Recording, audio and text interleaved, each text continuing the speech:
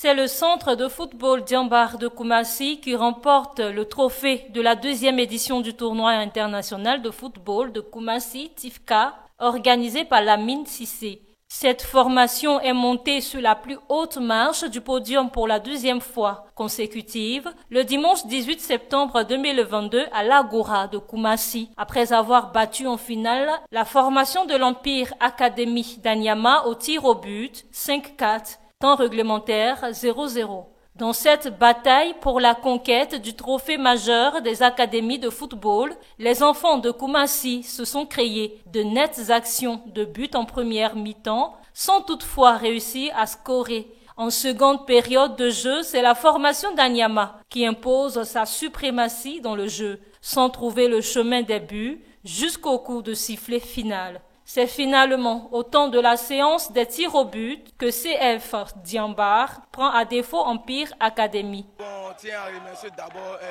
le Dieu et puis on tient à remercier aussi les enfants car les enfants ont été efficaces devant le but. C'est vrai, on n'a pas marqué pendant le jeu mais au tir au but on a été efficaces. Et on a joué face à un grand club, c'est-à-dire un grand centre Empire Academy qui n'est pas facile à jouer. Mais aujourd'hui la chance nous a souri.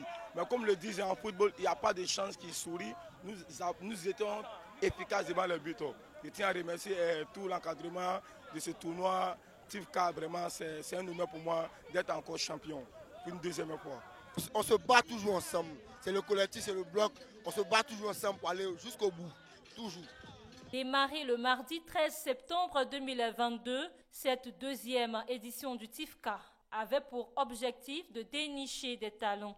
5 centres de formation ont participé à cette édition. Nous sommes à la deuxième édition du tournoi international de football de Koumassi qui a regorgé plusieurs académies venant de partout, y compris la présence du Bénin et une équipe d'Anyama et Bondoukou et des équipes issues du Grand Abidjan. Et le clé de cette compétition, c'est de dénicher des talents. Outre l'objectif de dénicher des talents, un point d'honneur a été mis sur la sensibilisation contre l'immigration clandestine dans le milieu du football. Des messages ont été lancés dans ce sens.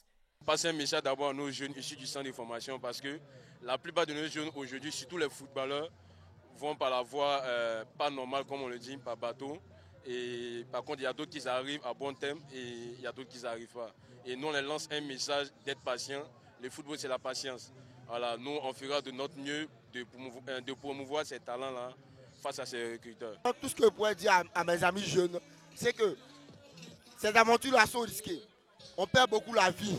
C'est mieux de rester ici, se battre pour trouver une meilleure porte de sortie légale pour aller.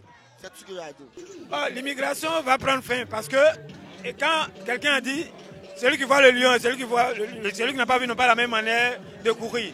Donc, ce que nous sommes en train de faire ici va pousser les enfants à ne pas aller se jeter dans la mer. Et c'est déjà intéressant, puisque les recruteurs arrivent ici déjà. Pourquoi aller vers eux? Et donc, on expose le talent et l'organisation qui est mise en place va aider des personnes à ne plus aller s'immigrer inutilement. Donc le thème est le bienvenu et je pense que c'est de le soutenir, c'est de faire passer ces messages-là partout en Afrique pour ne pas que ces jeunes se donnent à un voyage très très dangereux. Donc le thème est bien à sa place, c'est un bon thème. Et maintenant, c'est le message qui doit passer. Si on arrive à faire passer le message avec le football, je pense que les enfants comprendront. Sinon, c'est difficile. Présent à cette finale, Guillaume Djekou, ancien footballeur, et Traoré Ahmed jugent le niveau de cette édition. Très bon niveau. À part peut-être quelques ratés, parce que les enfants ont tendance à aller plus vite en besogne. Sinon, s'ils se reposaient un peu à la base pour jouer à toi, à moi pour partir, moi je pense que ça pouvait être encore plus fluide. Pour l'un, on n'est pas gêné. Nous avons vu plein de choses, plein de bonnes choses. Donc, il a besoin du soutien. Je pense que la prochaine fois, assez facile, l'association des centres de formation de football et Académie de Côte d'Ivoire sera à ses côtés pour l'aider dans l'organisation. Pour rappel, ce tournoi international était placé sous le parrainage de Michael Ncho, agent de joueur FIFA.